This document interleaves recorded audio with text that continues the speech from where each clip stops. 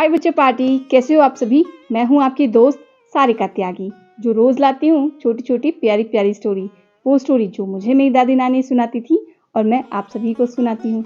वो स्टोरी जिनसे मुझे बहुत कुछ सीखने को मिलता था और मज़ा भी बहुत आता था। जैसा कि आप सभी जानते हैं, हमारी विक्रम बेताल वाली सीरीज चल रही है और हमने 22 एपिसोड अभी तक सुना चुके हैं।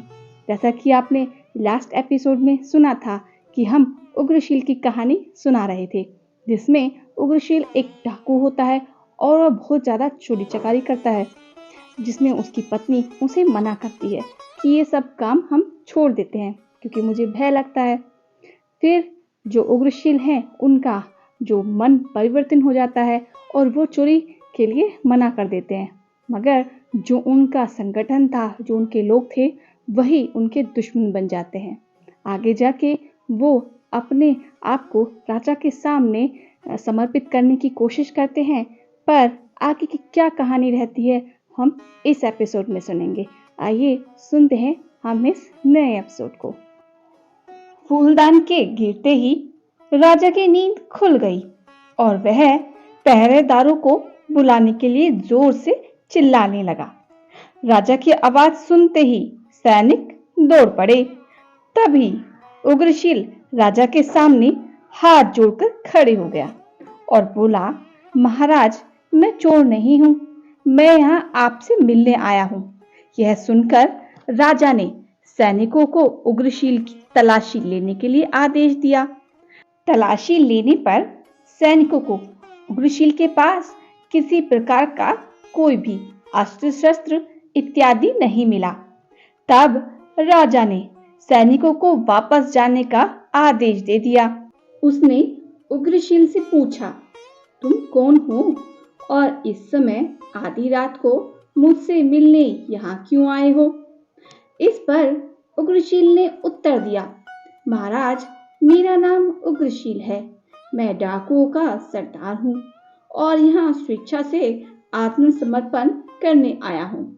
इस प्रकार उग्रशील ने राजा को अपने विषय में सब कुछ बता दिया। सुनने के बाद राजा ने सोने की मुद्राओं से भरी एक थैली उग्रशील को देते हुए कहा, इस धन से कोई नया काम शुरू करो।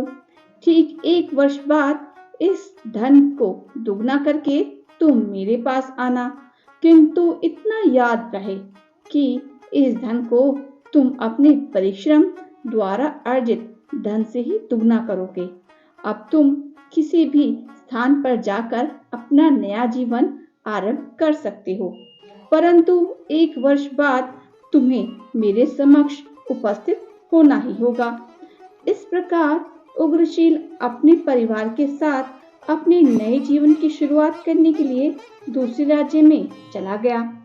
यह कथा सुनाने के बाद बेताल राजा से बोला, राजन, अब यह बताओ, जब उग्रशील आत्मसमर्पण करने आया था तो राजा सत्येंद्र ने उसे जाने क्यों दिया? उसने उग्रशील को दंडित क्यों नहीं किया? उग्रशील को दंड देने के बजाय नया कार्य प्रारंभ करने के लिए स्वर्ण मुद्राएं क्यों दी? क्या तुम्हें नहीं लगता कि राजा सत्येंद्र ने यह निर्णय जल्दबाजी में लिया था? उसके पास क्या प्रमाण था कि उग्रशील सचमुच अपने कार्यों पर शर्मिंदा है और सत्य बोल रहा है और 1 वर्ष पश्चात वह राजा के समक्ष अवश्य उपस्थित होगा?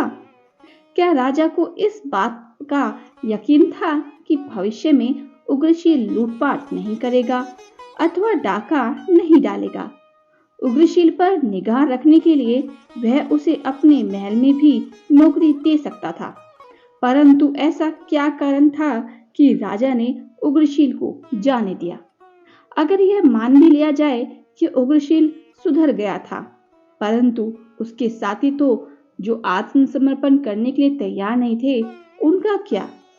मेरे अनुसार तो राजा सत्येंद्र ने यह निर्णय बहुत जल्दबाजी में बिना सोचे समझे लिया था। अब तुम मेरे इन समस्त प्रश्नों के उत्तर देकर मुझे इस दुविधा से बाहर निकालो। मुझे पता है कि तुम मेरे प्रश्नों के ठीक उत्तर जानते हो, परंतु अगर तुमने मेरे प्रश्नों के ठीक उत्तर दिए तो मैं फिर से बरगद पर चला जाऊंगा।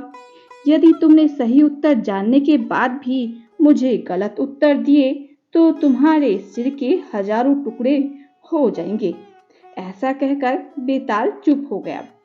बेताल के चुप होने पर राजा विक्रम बोला, सुनो बेताल, राजा सत्येंद्र ने उग्रशील को क्षमा करके अपनी विद्वता व उदारता का परिचय दिया।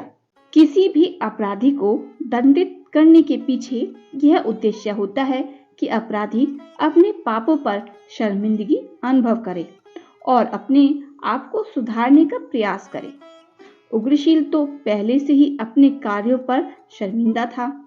वह सव्य को बदलना चाहता था, इसलिए राजा ने उसे कोई दंड नहीं दिया, अपितु उसे स्वर्ण मुद्राएं देकर उसके समक्ष दंड से भी कठोर चुनौती रखी, एक ईमानदार व्यक्ति बनने की चुनौती।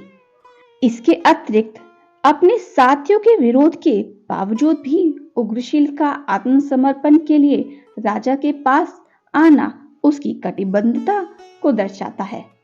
रही बात दूसरे डाकुओं की, जो राजा अपने सैनिक भेजकर उन्हें कभी भी बंदी बना सकता था। यह भी संभव था कि उग्रशील के प्रति राजा के नम्र व्यवहार को देखकर वे सब भी आत्मसमर्पण कर देते। इन्हीं सब बातों पर भली भांति विचार करके ही राजा सत्येंद्र ने उग्रशील को जाने दिया। अतः मेरे विचार से राजा का निर्णय गलत नहीं था, अपितु सर्वथा उचित था। राजा विक्रम का उत्तर सुनने के बाद बेताल बोला, राजन, तुम्हारे उत्तर से मैं पूरी तरह सहमत हूँ। तुमने न्यायोचित बात कही है, परंतु तुम पुनः एक भूल कर बैठे। तुम बोल पड़े और इसलिए अब मैं फिर से जा रहा हूँ। ऐसा कहकर बेताल फिर से उड़कर बरगद पर जा पहुंचा। तो बताइए बच्चा पार्टी, कैसी रही आज की स्टोरी? आया ना मजा? क्या सीखा हमने आज की स्टोरी से? कैसा रहा ये आज का एपिसोड? कैसा रहा उग्रशील का परिवर्तन? उग्रशील ने अपने मन को परिवर्तन किया और अच्छे रास्ते पे चल दिया और राजा ने भी उसका सही से साथ दिया। इसी तरह से बेताल अपने राजा विक्रमादित्य को कहानियां सुनाते रहेंगे और वापस बरगद पे चले गए। ऐसे ही वो आगे कहानियां सुनाएंगे और हम उनकी कहानियों का आनंद लेते रहेंगे। आगे के एपिसोड के लिए इंतजार कीजिए और इस एपिसोड को एंजॉय कीजिए। प्लीज आपने ये एपिसोड एंजॉय किया है तो प्लीज वीडियो को लाइक जरूर करें और हाँ, जिसने भी चैनल को सब्सक्राइब नहीं किया है प्लीज चैनल को सब्सक्राइब जरूर से कीजिए। आप अपना ख्याल रखिए और मजे से रहिए। Bye bye.